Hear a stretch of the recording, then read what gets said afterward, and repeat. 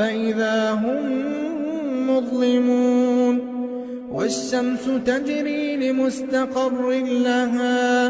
ذلك تقدير العزيز العليم والقمر قدرناه منازل حتى عاد كالعرجون القديم لا الشمس ينبغي لها أن القمر لا الشمس ينبغي لها أن تدرك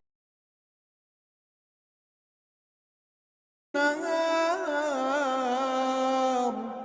وكل في فلك يسبحون